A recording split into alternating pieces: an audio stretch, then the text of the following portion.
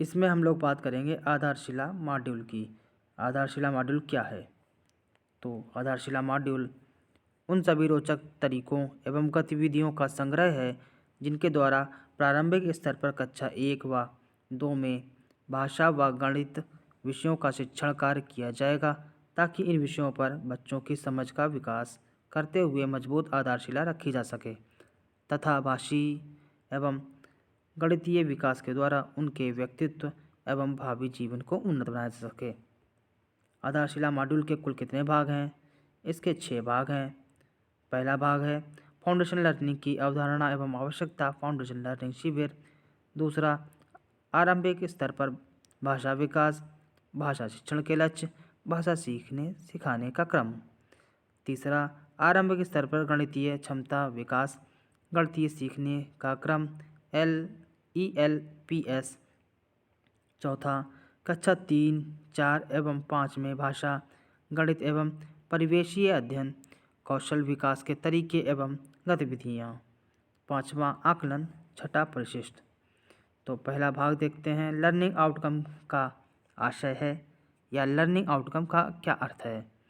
तो उत्तर है, learning outcome का आशय कक्षा पाठ्यक्रम के अंत में विद्यार्थियों द्वारा अर्जित ज्ञान व कौशलों से है। अर्थात लर्निंग आउटकम में यह इंगित करते हैं कि सीखने के अनुभव के बाद छात्रों के व्यवहार में कौन कौन से बदलाव आएंगे। लर्निंग आउटकम कितने प्रकार या स्तर का होता है? तो ये 3 प्रकार का होता है। पहला है केंद्रित आउटकम। यह सीखने के व्यापक क्षेत्रों और कौशलों से जुड़े हैं। इनके अंदर कई छोटे छोटे आउटकम सन्निहित होते हैं। दूसरा है नेस्टेड आउटकम। यह समान प्रकृति के कई पाठचर्या लक्ष्यों को मिलाकर बनाए गए हैं। तीसरा है उप आउटकम। ये सीधे कक्षा शिक्षण प्रक्रिया में सुधार को सुनिश्चित करने की दृष्टि से विकसित किए गए हैं। अगला प्रश्न है, फाउंडेशन लर्निंग शिविर में का आयोजन कैसे करेंगे? यह कितने दिनों का होता है?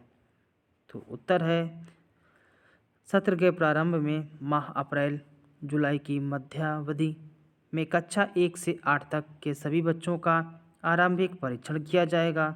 इस परीक्षण के आधार पर उन बच्चों को जिन्हें कक्षा 1 से 3 स्तर के लर्निंग आउटकम पर आधारित कक्षा शिक्षण किए जाने की आवश्यकता है के साथ 50 दिवसीय फाउंडेशन लर्निंग शिविर में शिक्षण कार्य किया जाएगा। जैसे जैसे बच्चे कक्षा 1 से 3 लर्निंग आउटकम प्राप्त करते जाएंगे, उन्हें 4-5 स्तर के 50 दिवसीय ध्यानाकर्षण शिविर में स्थानांतरित किया जाता रहेगा। अगला प्रश्न, सीखने की प्रक्रिया ERAC से आप क्या समझते हैं? उत्तर, हमारे मस्तिष्क में सीखना इन चरणों पर आधारित होता है। पहला, अनुभव, किसी रोचक और चुनौतीपूर्ण क्रिया में भाग लेकर अनुभव प्राप्त करना। दूसरा, चिंतन और विश्लेषण, किए गए कार्य के विषय में सोचना, विश्लेषण करना विविध प्रकार के सवाल परिस्थितियों के माध्यम से। तीसरा, स्वयं करना, प्रयोग, अभ्यास विविध तरीकों से, अनुप्रयोग तीसरा ऑप्शन है। और चौथा है निष्कर्ष समेटना, नतीजे निकालना या सीखना। उसके बाद में बढ़ते हैं अगले प्रश्न पे, आधारशिला मॉड्यूल के अनुसार सीखने के कितने चरण हैं? तो इसका सही उत्तर है 4। अनुभव, चिंतन और विश्लेषण, अनुप्रयोग, निष्कर्षण समेटना। कब माने कि बच्चे में सुनने और बोलने का कौशल आ गया है? जब बच्चा अपने आसपास की ध्वनियों को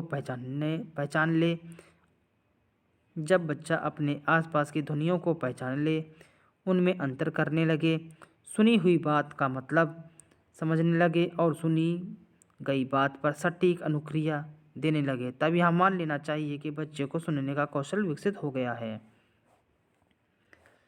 बोलना, जब बच्चा अपनी बात विचारों को सोचकर सटीक शब्द का चयन कर उचित हाव भाव, प्रवाह और व्याकरणीय शुद्धता के साथ व्यक्त करने लगता है, तब तथा जब वह दूसरों की बातों पर बोलना सटीक और प्रभावी अनुक्रिया देने लगता है तो यह मान लेना चाहिए कि बच्चे में बोलने का कौशल विकसित हो गया है।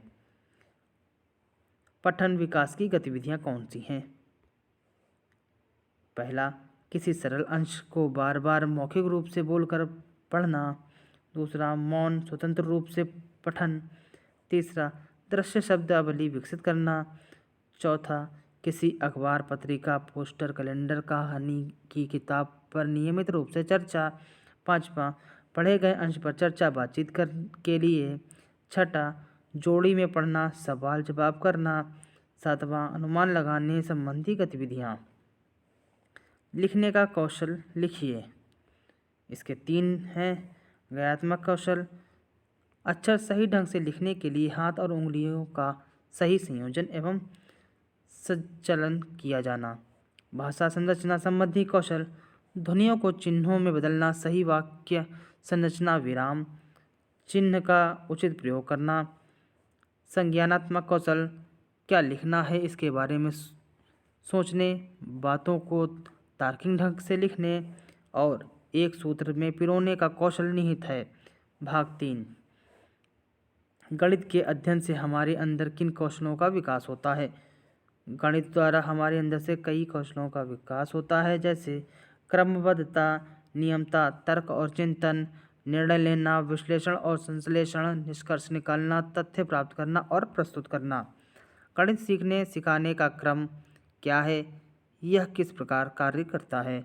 गणित सीखने का क्रम ELPS पर आधारित है। एक्सपीरियंस या अनुभव, ठोस वस्तुओं के साथ अनुभव, विविध प्रकार की वस्तुओं के साथ बार बार अभ्यास। भाषा, वस्तुओं के साथ क्रियाएं करते हुए दैनिक जीवन